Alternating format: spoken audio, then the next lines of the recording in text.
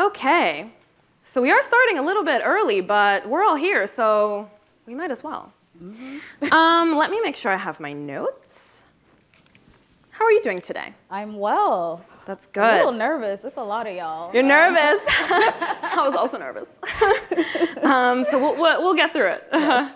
All right, so like I said, our first session to really dive into the issue of a pathway to citizenship is titled Race and Citizenship. And we really hope that this will serve as a framework for how we're not only viewing the problem, but talking about the problem. So I'm going to start by actually introducing our wonderful guest, Haddy, and one of our other wonderful guests who's joining us virtual, Anika. So I will say that Anika leads FCNL's migration policy program. She is our legislative manager for migration policy. By integrating her knowledge of the legislative process, political advocacy, and public policy reform, she is working to protect the rights of all immigrants, refugees, asylum seekers, and migrants. Anika is an adjunct professor of law at Temple University Beasley School of Law. So I heard some interest in lawyers here. Anika will be available for office hours if you have some questions. As a first-generation American, Anika is unapologetically committed to advancing community-engaged movements that will cultivate equitable, humane, and inclusive systems. So thanks for being here, Anika. I hope you can all see her. Great. All right, and then we have Haddy. So Haddy is the National Director of Policy and Advocacy for the UndocuBlack network. She was also recently on loan with the We Are Home campaign as their legislative strategy manager. Haddy is from the Gambia and immigrated to the US in 2000 with her family. She holds a bachelor's degree in political science, a master's in international affairs, and a Juris Doctor degree. Haddy is licensed to practice law in Washington, D.C. Oh, another lawyer, great, wow. She has years of experience in the fields of international human rights and immigration law, and has years of I just read the same sentence, and policy. She has previously worked at the National Immigrant Justice Center, where she advocated for policies that enhanced congressional oversight on the immigration detention system. She also represented survivors of torture from sub-Saharan African countries in their asylum proceedings before U.S. Citizenship and Immigration Services. When she is not doing advocacy work, Haddy is also an accomplished writer who has published several essays and articles on a range of topics, including gender equity, international politics, and pop culture. So we're about to learn a lot. And before you and I get started on our conversation, I'm going to throw it to Anika so she can really frame the session, and we'll jump right in. Go ahead, Anika. Thanks for being here. Thanks, Larissa.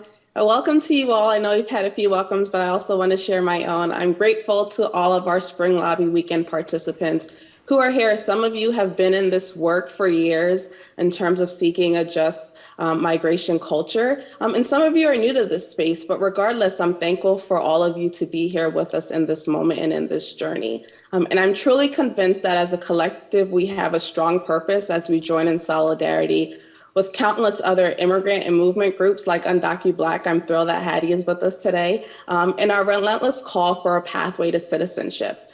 This morning's session is about race and citizenship, and it's a very important and pressing issue. We often hear that our immigration system is broken, but the reality is it isn't. It's been very intentionally and flawlessly designed to execute its oppressive nature. And the character and function of our laws have excluded individuals from entering this country and from gaining the citizenship on the basis of race for generations. The origin of citizenship, it's steeped in racism.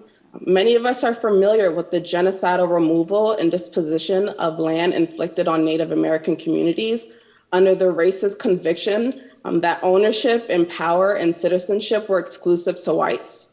For generations, enslaved Blacks did not have birthright citizenship in this country. In fact, it wasn't even until after emancipation, years later, that Blacks were guaranteed citizenship, and yet still the scope of that citizenship was narrow and oppressive. In the late 1800s, we saw the US directly exclude Chinese immigrants. And in the 1900s, we'd had national quotas in our immigration laws that favored desirable whiteness and excluded those from Black and brown majority countries. These legacies, they still continue, and they're not limited to the US. Anti-Blackness pervades systems all around the world. We've dishearteningly seen this with the migration crisis resulting from Russia's invasion of Ukraine, where there's been a clear failure on the part of world leaders to recognize that be it individuals fleeing atrocities or individuals already present in our nation seeking refuge, that everyone is deserving of the same protections and care, regardless of race. Yet instead, in this time where we've seen great solidarity and for vulnerable communities, we also still have to utter that our Black and brown immigrants matter. But we are not defeated by these legacies and these patterns. We are here to call on our policymakers to institute humane policies and for the US to recognize its role in the coerced immigration that has happened in our borders and coming to our country. So I want to thank you all as you sort of gather with us for Spring Lobby Weekend, where we hone in on the power of young adults to learn, strategize, and mobilize. And I'm thrilled that Haddy is going to be able to share more about the implications of race and citizenship today. And with that, I'll throw it back to you, Larissa. Thanks, Anika. Okay, let's get started. Let me ask you some questions. Let's go for it. So I'm going to start by saying, as we just heard from Anika, our institutions it's their goal, right, to devalue our undocumented communities to a second-class status. And Haddy, you often speak on how the specific challenges of Black, Indigenous, and other immigrant communities of color are underappreciated in the overall narrative about undocumented immigrants. So could you talk a little about the harms of omission of these communities I just mentioned, as well as the racially charged injustices that are facing undocumented immigrants? Yeah, absolutely. I think we can start off with, first of all, Anika, thank you so much. And actually, thank you, Larissa, as well. These two have been amazing in prepping for this and so gracious. But you framed it so well by zooming us out into the actual history of this country as it relates to citizenship, immigration, and immigration enforcement. I think oftentimes when we talk about Ice and CBP, it's sort of framed as this newer thing that came out as of course, xenophobic response to the 9/11 attacks. But I think it's important to highlight and ground ourselves in the fact that anti-Blackness and white supremacy are interwoven into just the existence of this country as a response to its original sin of chattel slavery. I think it's important to note that the first forms of enforcement and policing in this country were slave patrols, which were white vigilantes who were deputized to essentially hunt Black people who were escaping slavery.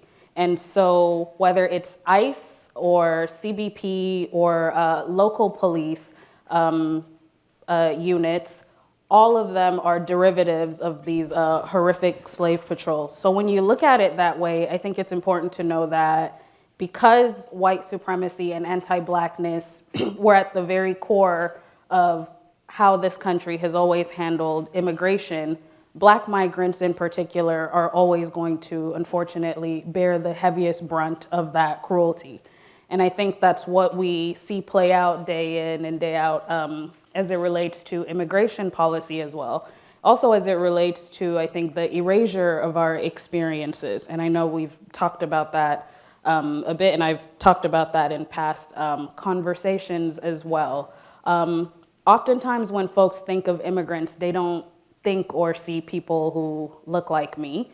And as a result, for policymakers to even derive a sense of empathy and to see humanity in the needs of Black folks who are often fleeing dangerous conditions is hard. And how this ends up playing out is that there's oftentimes a higher sort of evidentiary bar to prove Black struggle. There's this assumption of fraud when Black folks present themselves at the southern border seeking asylum or refuge into this country. But I think, again, all of that is rooted in the fact that white supremacy, anti-Blackness was quite literally the bedrock of the existence of this country. And as a result of that, Black migrants always, as I mentioned, bear the heaviest brunt. And we see that in all of the various inequities in the various levels of the immigration system. Yeah. But I think a lot of us know this, but there are varying levels of knowledge and experience in the room and on Zoom. So could you quickly define ICE and CBP? Yeah. ICE is Immigration and Customs Enforcement, and usually when we're talking about the interior of the country, it's ICE that'll detain people within the country.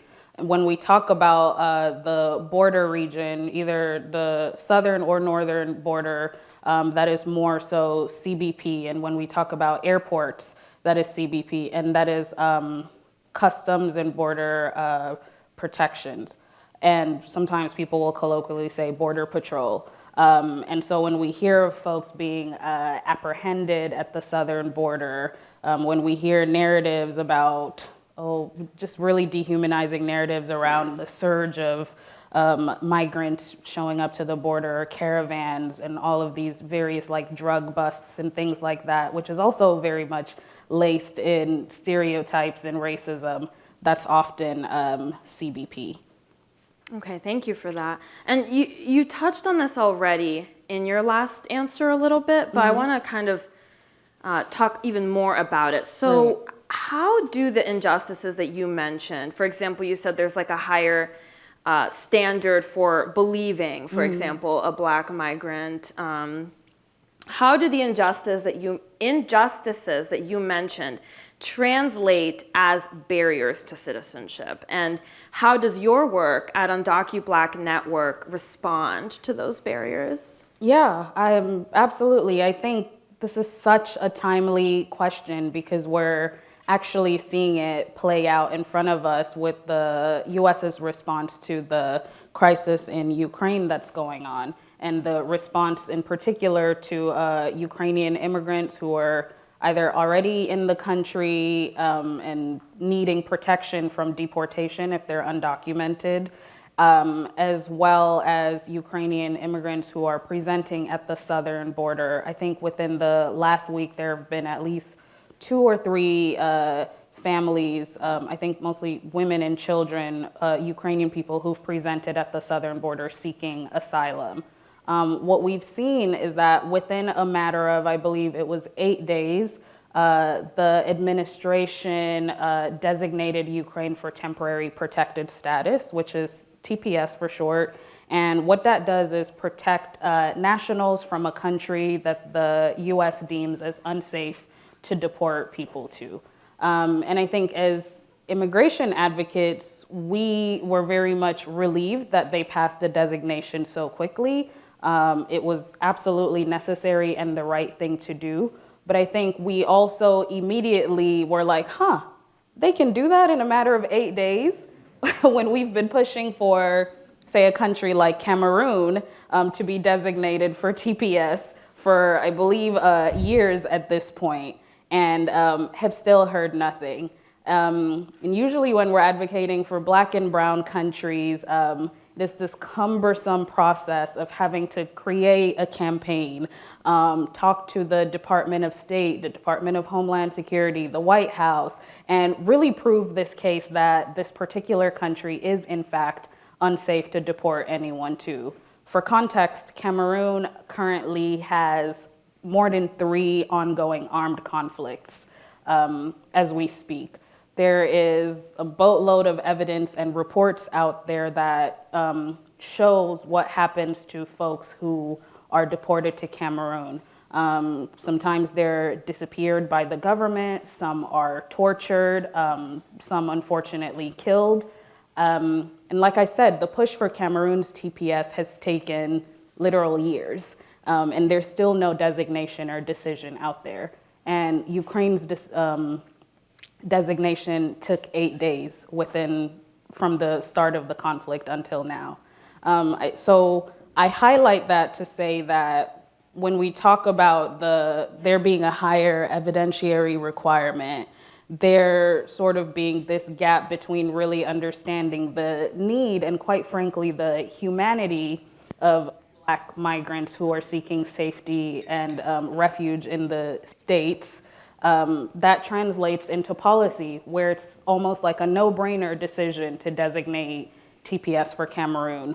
But for migrants, unfortunately, for Black migrants and brown migrants as well, there's again that higher evidentiary standard, that arduous labor of having to prove that we are in fact deserving of the same rights under the law. I'll quickly give one more example, and I think that one is around the criminalization of immigrants and the overlap between the US's criminal justice system and the immigration system in this country. As we all know, Black folks are just over-policed in general. We live in over-policed neighborhoods. And what has happened in terms of the policy of the US is that there is now this intimate relationship between immigration enforcement and I guess what we would say traditional law enforcement, where they cooperate. Folks can sometimes be detained in facilities that hold both people who are being incarcerated for a criminal offense as well as immigration offenses. If you're an immigrant and you happen to have a criminal offense, even if you serve your time, there are immigration consequences to that. You could have served your time, come out of jail or prison, and still be apprehended by ICE immediately upon your release and either be re-detained or deported. I think it's important to note two particular laws that made this so. And again, this ties the connection between the anti-Blackness of this country and the anti-immigrant sentiments of this country. And those are the 1994 crime bills under Clinton, which I think a lot of us might be familiar with when we think of like the Central Park Five and this sort of high uptick in the incarceration of Black folks, predominantly African-American folks in this country. A lot of it is related to those 1994 crime bills. And then there's the 1996 immigration bills, which pretty much criminalized immigration and started creating these consequences for immigrants who have a criminal record. I mentioned those two things because oftentimes they're discussed separately, but for Black migrants, we experience, again, the brunt of both of those. Black migrants, I think in terms of deportation, are some of the most highly deported populations, if you will. And there's a very clear prison to deportation pipeline that makes that possible and makes it so. So I just wanted to note those two things. Yeah. No, that intersection is really important because, like you said, they're not separate issues. Mm-hmm. They are working together to create the larger issue, right? And to go back a little bit to something else you were saying, that example of the 8-day TPS designation really blew my mind just now because I think that really shows that it can get done. Mm-hmm. It's just a matter of, are they willing to make it happen? Right. And so I think that was a very striking example when I was listening to you speak. So obviously we're here to advocate for a pathway to citizenship. But I want to ask you, how can members of our community, while they're doing that, how can they be seeking migration justice, lobbying in these offices intentionally to ensure that anti-Blackness does not have a presence in the legislation that we want created? Yeah, I mean, I think the first step is naming it. It's so strange for a movement that is, and I'm talking about the immigrants' rights movement as a whole, that has this mission of protecting folks and, seeking permanent protections for people. Sometimes just naming anti-Blackness, just that word will make some people uncomfortable. or feel like, you know, you don't want to be that person that's rocking the table when you're talking to this elected official or, you know, talking to staffers.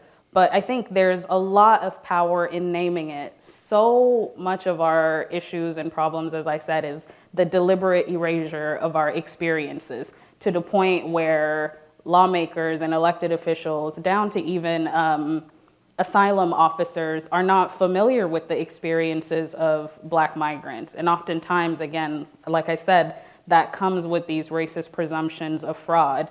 I can give tons of examples of how asylum officers will just not be familiar with the fact patterns of certain sub-Saharan African countries. So if I bring a client and the client is claiming a need for asylum because they're from Mauritania, because the slavery of Black Mauritanians by their Arab minority is still a thing, they're looking at me like, what are you talking about? What is that? There's just this lack of familiarity with our experiences. So just naming anti-Blackness and naming and centering Black experiences, I think is greatly important.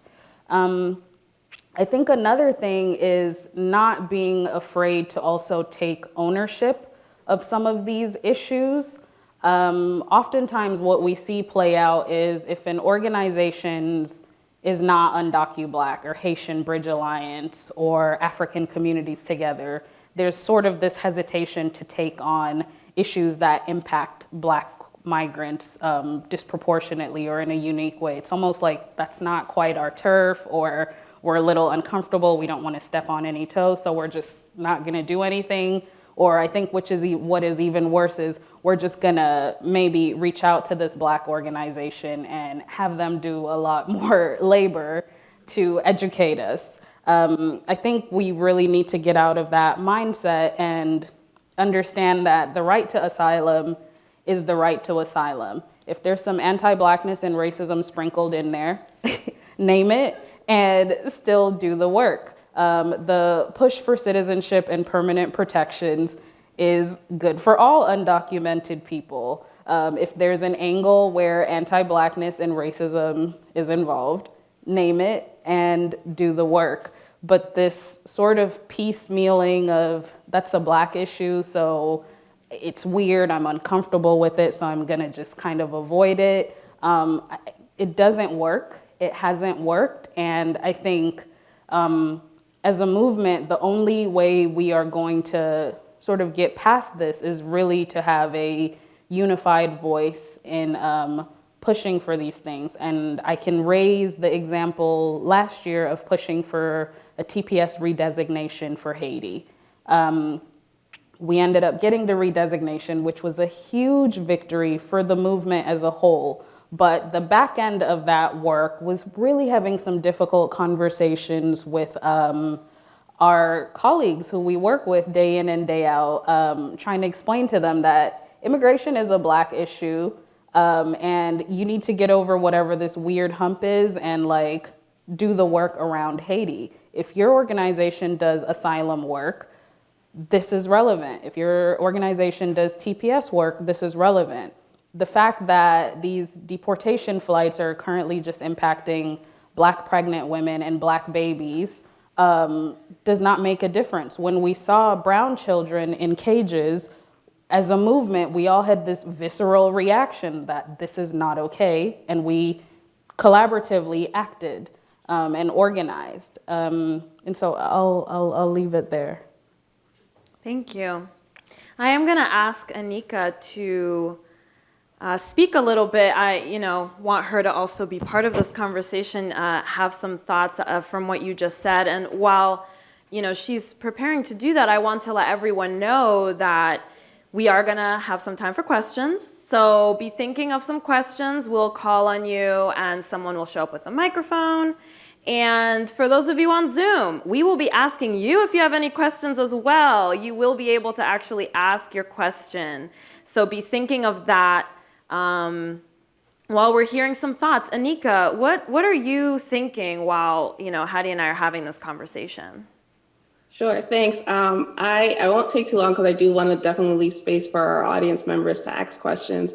But a few things sort of strike out. One, I really appreciate Haddy talking about the importance of being able to name the injustice that you see, and feeling ownership over that and not feeling timid about it.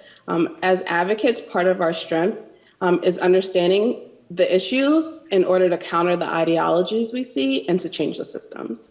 And so it is part of all of our work to figure out what are the underlying causes, conversations like this and delving deeper and figuring out how can we now push the needle more, and how can we be assertive in the ways that we need to be so that we see a uniform response to the injustices that are occurring within our immigrant communities, and making sure that equitable those solutions are actually a reality and actually true.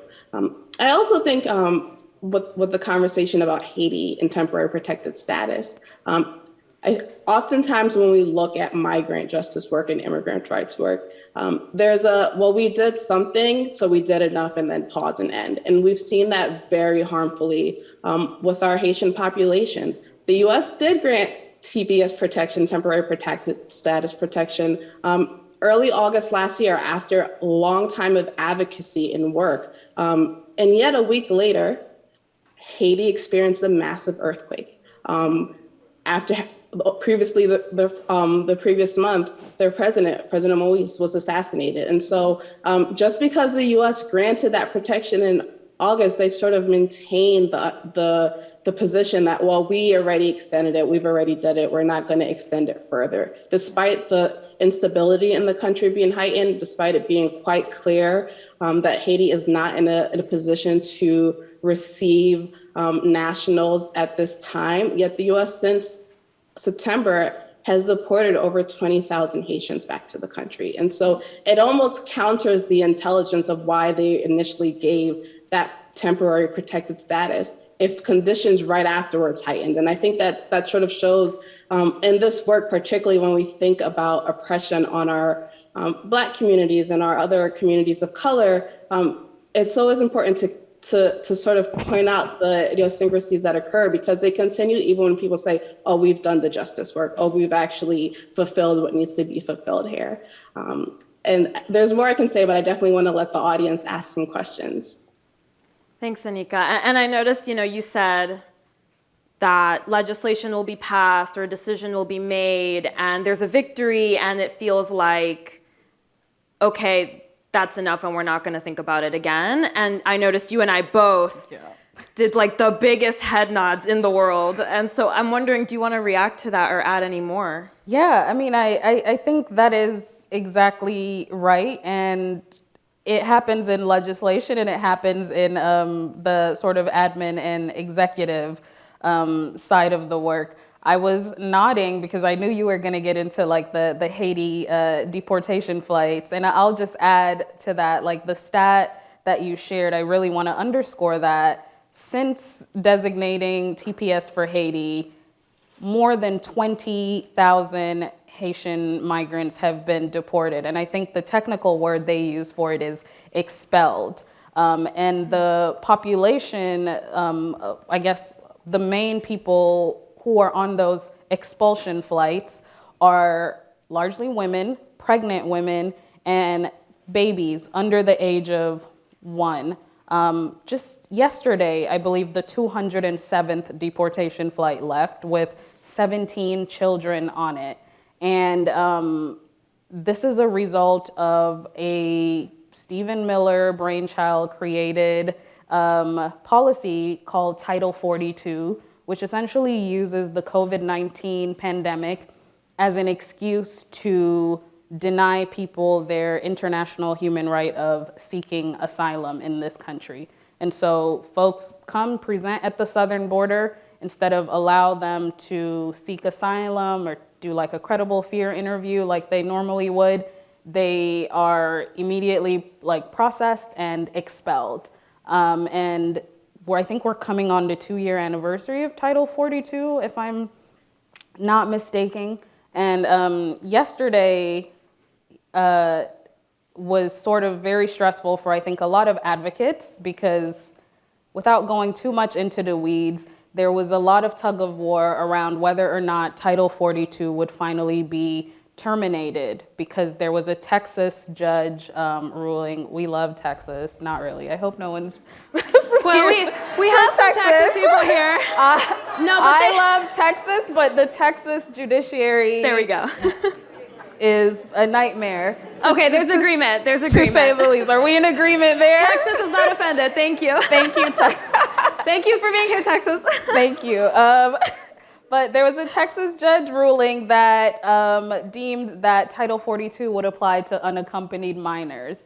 And had the Biden administration not put out like a stay for that particular ruling, as of today, children who present at the southern border would also be expelled immediately upon arrival. And elected officials were up in arms. Senator Schumer, Menendez, and others spoke out, I think for the first time, very strongly against this policy, even though advocates have been talking about it for almost 2 years. And I want to highlight that, again, they noted the issue of unaccompanied minors, and also that there was a Ukrainian woman and I think her 2 or 3 children who were at the southern border at risk of being expelled under Title 42. Juxtapose that to the 20,000 Haitian mothers and children who've been deported so far.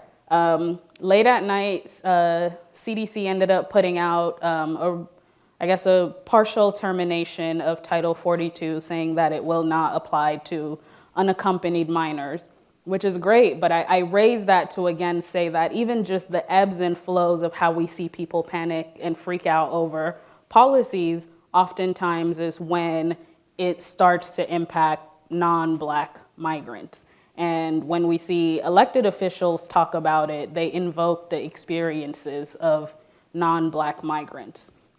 Whereas other also Black elected officials such as Ayanna Pressley and Cory Booker, and others have been talking about Title 42, like I said, for more than a year now, highlighting how it disproportionately impacts Black migrants. So I think when you raise the, Anika, the stats around the Haitian deportations, I just wanted to flag Title 42. Well, thank you both. And Haddy did say, but I want to make sure everyone heard, that TPS stands for Temporary Protected Status. We will get into some details about what programs currently exist for temporary protection for undocumented immigrants, and TPS is one of those. So we'll learn more about that later, but since it came up multiple times, I want to make sure everyone heard that definition. So let's get into some questions. I hope the Zoom audience is also thinking of some questions. We'll get to you in a moment, but let's start with the people in the ballroom. Are there questions? Please raise your hand. Okay, I already see some. Oh, wow. And we have some mic runners. Thank you. Okay, let's start in the back. I see someone, a friend there with some pink hair.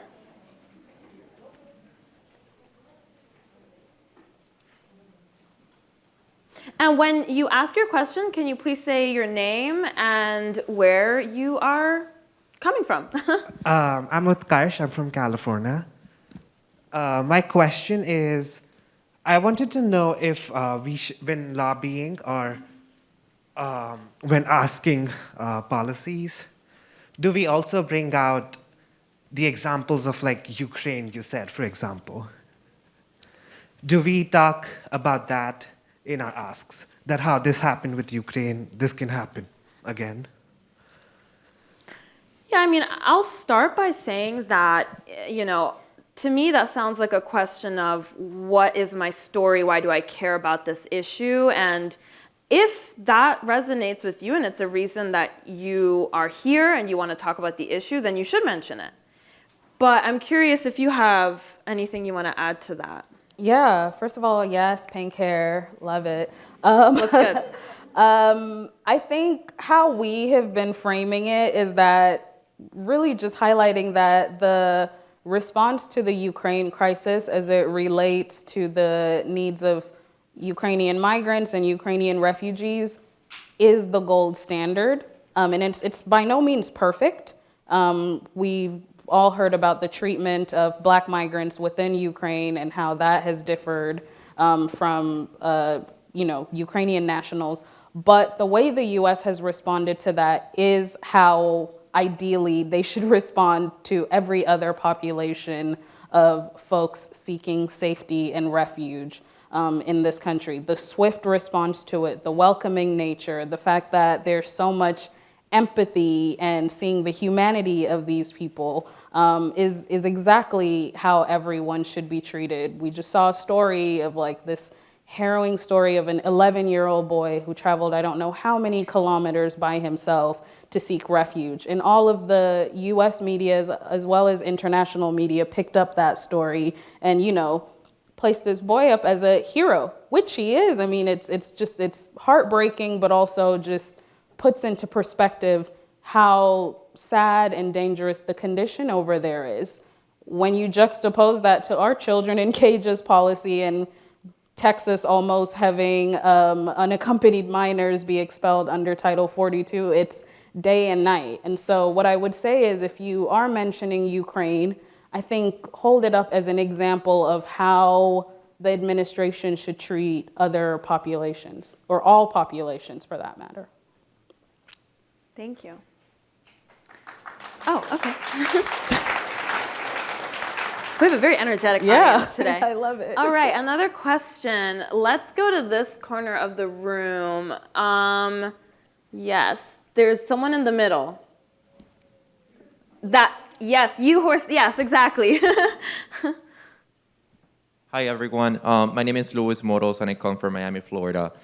Something that I've seen when we lobby, and I'm pretty sure you have seen as well, is how humanitarian issues become in a purple zone. Purple zone, it's basically how members of Congress don't actually advocate for the issue itself, but they advocate for their own feelings and their own beliefs and their own ideologies. So can you please talk about how we, as a mini lobbyist that we're lobbying in this issue, how we can approach these members of Congress without actually crossing that border of our ideologies and our thoughts? Yes, it's good to have a storytelling, but how we can make sure that we don't cross that border between our ideologies and policy implementation?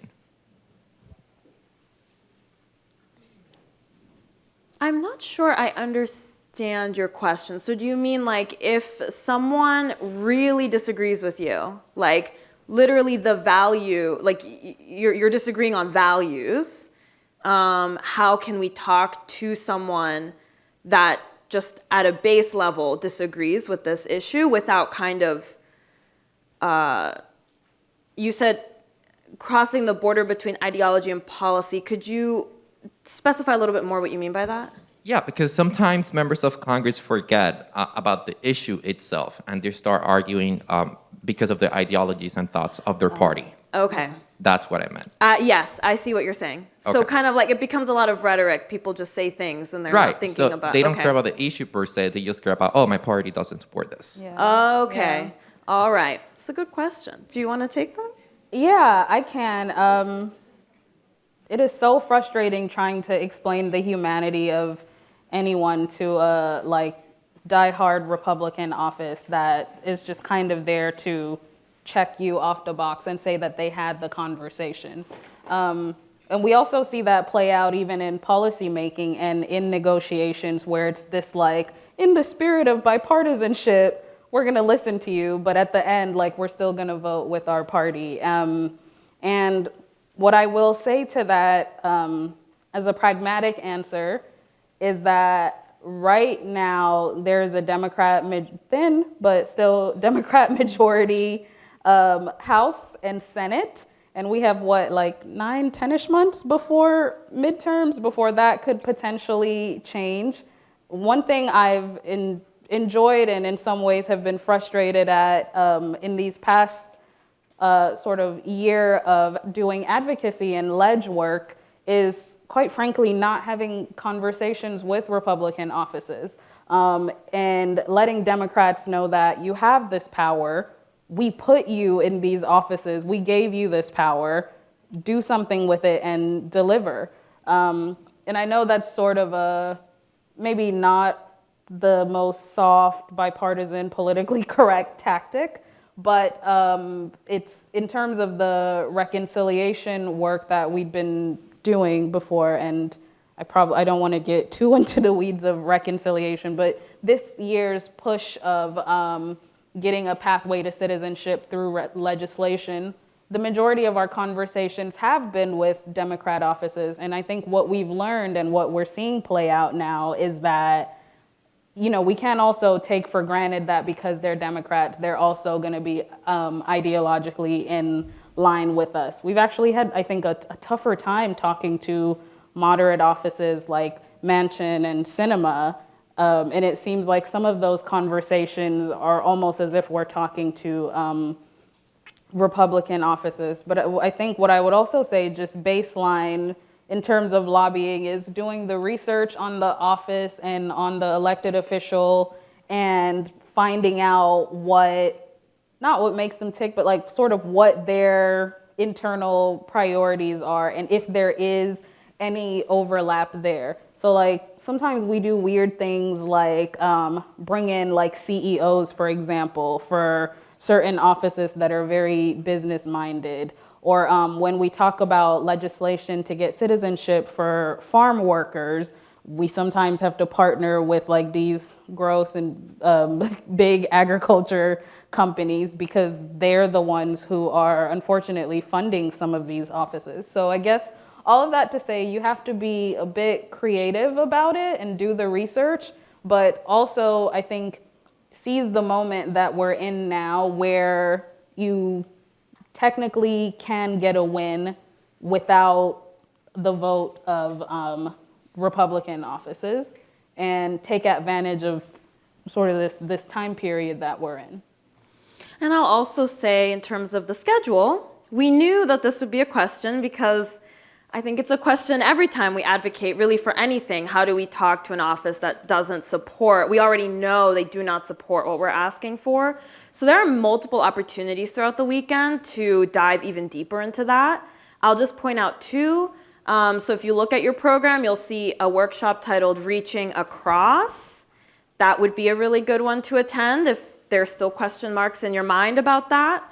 And there's one called Friends in Unlikely Places. And that's another good one. So yeah, thank you, Bobby, for hosting that workshop. So take advantage of those opportunities and we'll announce those again throughout the weekend. We don't have workshops until tomorrow. All right, let's take one more question from the in-person audience and then get to our Zoom participants. Okay. How do I pick people? Let's go with, okay, there's someone over here in the back. There's like maybe like a white, yes, you're pointing to yourself. You. Hello, my name's Ayana. I'm from New York. So my question is, you talked a lot about like the reaction and response, and in light of social media, I guess I want to know your thoughts on social media activism and how that plays in terms of the impact and issues like these, and maybe suggestions on how to do it the right way, I guess, and if you're going to use it as a platform, as like an educational tool or a means of advocating. What do you think? That is a really good question because UndocuBlack is our, I think, mostly elder millennial staff is trying to figure out TikTok as we speak. Oh, wow. And I think we've put out like maybe 2 or 3 videos, but like it's been a learning process. Everyone go follow their account right now, I think is what Haddy is saying. Yes, please. But I think social media is an incredibly powerful tool. Sometimes I think more powerful than even the traditional call your congressional office and leave a message. Like tagging them or mentioning them in a tweet sometimes gets more responses like that. And we've seen that play out. I think the ethics of it are still pretty similar to any other area of this work. Not exploiting people's traumas, and not just, kind of putting these, whether it's graphic images or words or whatever, for the sake of invoking like a, immediate response of some sort, still being respectful of the subject and the humanity of the people that you're advocating for. But I certainly think in terms of advocacy, both legislative and administrative advocacy, it is an incredibly powerful tool that we certainly use a lot at UndocuBlack. We have an amazing media and narrative team, and they're always trying to figure out cool ways of not only like informing our membership and keeping them up to date on the movement of certain pieces of legislation, but also letting elected officials know that, we're watching them. An example, again, yesterday's Title 42 fiasco, one of the things that was sent out was these emails all over various listservs saying, hey, can your organization please put out a tweet and tag at POTUS, at CDC director, Mayorkas, whomever else you feel like you need to tag, and ask them to terminate this policy or do something before midnight, before this Texas judgment goes into effect. And I'm not saying that is the only reason why they terminated it, but it plays a part. That sense of public pressure and sort of naming and shaming certainly plays a part. We had to do the same thing with TPS for Haiti. At first, there were a lot of internal conversations and sort of negotiating and figuring out what is it that you want, what is stalling this. But then I think we got fed up and just started calling them out and being like, they're racist, this is BS, and this should be a shoo-in designation. Why are they dragging their feet? And again, I'm not saying the social media and public pressure was the sole reason we got TPS, but it certainly played a huge role in pushing the needle towards a designation. Yeah. Yeah, I think social media can be very powerful. I appreciate that you mentioned the ethics of social media as well, and what images you're putting out there, and kind of what's the purpose. So I think we're talking the constituent side, right? Like sharing things, tagging your members of Congress. From the congressional side, it's interesting because when I work with organizers in our network, one of the first things we talk about in our media training is go follow your members of Congress on Twitter, go follow them on other social media, because while they're not going to give very deep, private, personal thoughts on Twitter, you will be able to see a little bit more about where they stand on some issues, what they're sharing, what they're not sharing. I think that on the other side of things can also be helpful in making sure that your advocacy is as informed as possible. Yeah. Okay, so let's go to our Zoom audience. We have Sarah Freeman-Wolper, who is our advocacy team's manager, actually making sure that the Zoom audience gets their questions heard. So Sarah, thank you so much. How are you doing? I'm doing great, Larissa. Can you hear me okay? Yes, the volume got a little bit higher. Can you say something else? How's this? Can you hear me Perfect. okay? Yay. Yep. Thank you, Sarah. So what questions do we have from the Zoom audience? Oh, no, she froze. Oh, no, she's there. Okay, so we have a couple. Sorry, you froze for literally a second, and everyone was scared, questions. but everyone's okay. First, we're going to hear a question from Shloka Gidwani, and then we'll have a question from Lauren Brownlee, and then we'll have a question from Susan Navi, and then we'll come back to me, and I'll ask one question from the chat.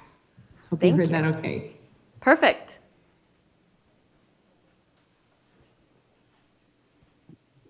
Hi, my name is Shloka. I use she, her pronouns, and I am originally from Mumbai, India, but I study in Massachusetts, and I am absolutely devastated that I could not make it in person. My question is about data equity and how there's a push for big data today, and how that sort of contradicts the idea of highlighting marginalized voices and like sharing that background because they're compressed into numbers, but also how it's it's important to share the numbers. So I was wondering, how do you get the balance between making sure that there are the background and the story of each person is highlighted and heard, but also that we achieve the data and conclusions for policymakers, and yeah, how to make sure that like each person is that we treat each person as like an expert of their own lives, expert of their own life, as and not just make them like a point on a data set. That's a great question. Do you want to take that first? Yeah, that's a really, really good question, and one that we come across a lot actually in our work at UndocuBlack. You'll be sitting there telling some horror story about something horrific that happened to a Black migrant somewhere, and a congressional staffer might be like, yeah, do you have stats on that? And it's like, oh my God. But it's real, and I think there are times when the statistics do help bolster the arguments. And I think from UndocuBlack's vantage point, we do try to put out reports and also be as up to date as possible with other reports that are out there that has some of that information. We were really excited when Pew recently put out their data on just the number of Black immigrants in the country and how the population has grown. And even something as simple in general as that, where it wasn't focusing on any one specific policy or anything like that. It was just raw numbers of like, these people exist, was incredibly helpful. But we also recognize that a lot of that, it's very much still tied into that higher evidentiary standard of having to quantify someone's pain and struggle, and attaching a number and statistic to everything is also rooted in these white supremacist standards of what is correct and academically whatever. And so we also push against that. When we do have our members participate in lobbying visits, we train them and ensure that they know that they, as you said, are the experts of their lives and their experiences. And oftentimes when they're in these rooms with other so-called policy wonks or experts, they know more about the issue than anyone in that room. And so I think we try to empower our members when they lobby, but the data thing is very, very real. And I would say, if I'm being transparent, I think we're still figuring it out, but very much also continuously on the lookout for data or collecting our own through research and putting out our own reports. What I will also say is majority Black organizations are oftentimes underfunded for reasons I don't need to go into. And one of the things that I think organizations that are not majority Black can do, or who have more funding than we do, is actually support some of that work. And so we've found at UndocuBlack that we, when we partner with, for example, like law clinics or other academic institutions to help out with some of that research, it's incredibly fruitful, and that data ends up being really useful to our advocacy. And I think that sort of same partnership could also be replicated for other immigrants' rights organizations who are more funded than we are, or who have access to like in-house demographers and statisticians and stuff like that. Thank you, Haddy. And thank you for the question, Shloka. I'll say that, one of the beautiful things about the way we do this advocacy work, and Bridget said this as well, is that we are all lobbyists in this room. Even if you haven't done it yet, as soon as you talk to your member of Congress or their staff, you have become this constituent lobbyist, right? And the power that you're going to take into the room with you, whether it be the in-person room or the virtual room, is the story that you are ready to tell. And while numbers can be helpful and also sometimes harmful, we do not expect anyone to know every single stat or anything like that to have an effective lobby visit. So just really ground yourself in your own expertise and your own story. And we'll talk more about how to tell a story and what you may or may not be comfortable sharing. And we'll do that a bit later today. But I see that we now have our next question asker. I think it's Susan Navi. Oh, no, I see Lauren. Lauren, do you want to ask your question?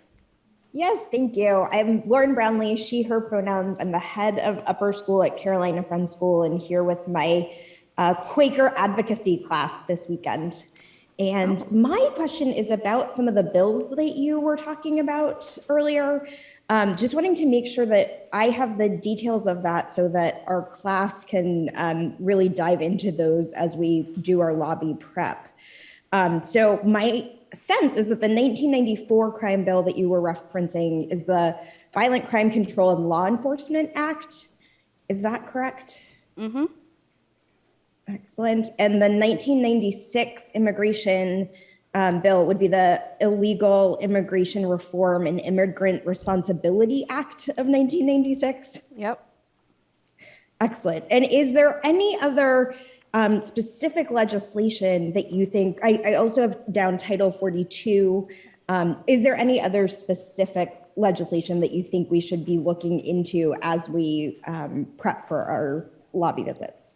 I think I'm hesitating because I think the bill as of now is dead, but the Build Back Better bill was supposed to have immigration provisions in it.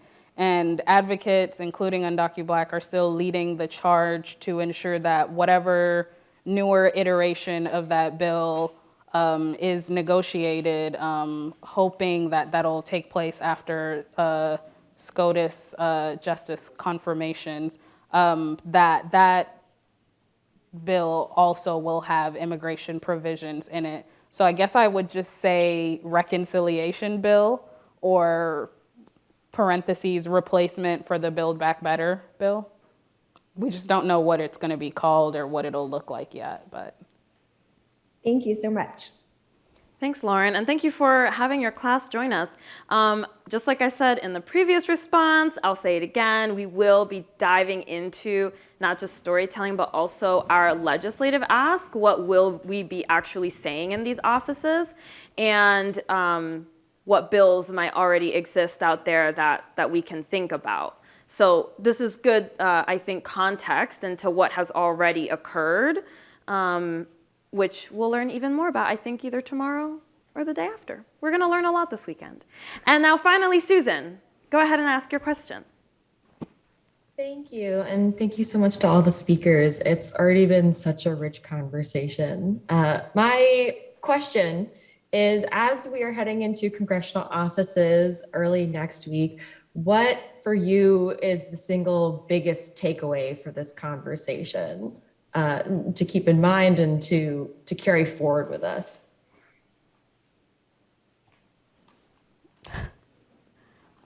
Gosh, all the things. Yeah, I was like, how do I choose? How do we choose? No, I think the biggest takeaway is honestly that they need to deliver. And they need to deliver hopefully before midterms when things might look very different. Yeah, it's as simple as that. I mean, you can go into detail about how hard people fought to get them this majority and how hard people fought to get Biden in office. And now that they have this trifecta, they can't take our votes for granted. We can't have a Democrat majority government and be getting very, very right-wing, lukewarm Republican policies or nothing at all. And it seems that the way Congress has been working, and even the president to some extent, in terms of prioritizing their immigration policy, has been pandering to moderates or the right. And that's not what we need. So I think that demand that they deliver and they deliver before midterms is really important. Yeah, and I mean, I think everyone probably has their own major takeaway from this conversation, but something that really stood out to me was, you know, the question that I asked you about how can we ensure that anti-Blackness does not exist in the legislation that we hope will ultimately be passed. And when you said just name it, Yeah. it might be uncomfortable, but you just name it, I think that was the moment I'll probably walk out of here thinking the most about. So thank you, Susan. Yeah, name it, and I'll just also add, just for practical purposes, name it and also tell them not to have criminal bars attached to any piece of legislation. That's sometimes the easiest way to, unfortunately, disqualify Black populations that are, as I mentioned, over-policed. Any piece of immigration law or provision that has a criminal bar attached to it will disproportionately leave out Black populations. Okay, thank you. And thank you, Susan, again. All right, Sarah, I think you said that there was a question from the chat and that you were going to ask it. Yes, thank you. Can you hear me? Yes. All right. So we have a question from Haley Blouch from Messiah College. The question is, are there policies in place for migrant children once they are in the United States, or do you work to get some of those policies in place? Is that something that you both could speak about a little more? Yeah. I never know. I'm like, is it a me question? Is Anika jumping in at any point? I mean, I think, we'll ask Anika in a moment, but I think, we really want to hear what you have to say, Haddy. Yeah, there are policies in place, but they are unfortunately not very good, or there's certainly a lot of room for improvement. As of now, what happens is that if a migrant child who is unaccompanied presents, and I think before I even go in, I'll say that the term unaccompanied minor or child is a legal term of art, and oftentimes these children are accompanied sometimes by older siblings, sometimes by cousins or aunties and uncles, but the US defines these children as unaccompanied if they are not with a legal guardian or a parent. But yeah, they would present, and what happens is they're processed, and if there's an asylum claim or something, they would, yeah, I guess it's detained. I'm like, are they? Yes, we're still detaining children, but they're told, they're put in like ORR custody or various different shelters, and waiting for their proceedings to go through. But like when you see pictures of small children in courtrooms, being represented by lawyers where their feet can barely touch the floor, that's usually what that is. But like I said, I just don't think, while it's something and the images of children in cages is no longer happening, supposedly, I think it's still important to share that children are detained. And also children who age out of this particular type of custody, saying that, they present when they're 17 or 17 and a half, oftentimes will age out and then be sometimes transferred to ICE custody. We've seen that happen. So there's still a lot of room for improvement there. All right, thank you, Sarah, for making sure we got those questions. And thank you, Haddy, for having this conversation with us. We're going to transition to the next thing in just a moment, but I want to give you an opportunity if you want to say any closing words to our audience. Just a huge note of gratitude. I think it's so heartwarming and really inspiring to see all of you here and to know that you're gonna go out there and lobby, and I can sense the passion and just the level of interest and also a lot of knowledge about the subject matter, and it's just inspiring. As I said, this compared to the nightmare that was yesterday, sort of biting our nails about whether or not children would be expelled under Title 42, to now come into this space where people are eager to do the right thing is just really great. So thank you all. And thank you, and Anika, for having me. Yeah.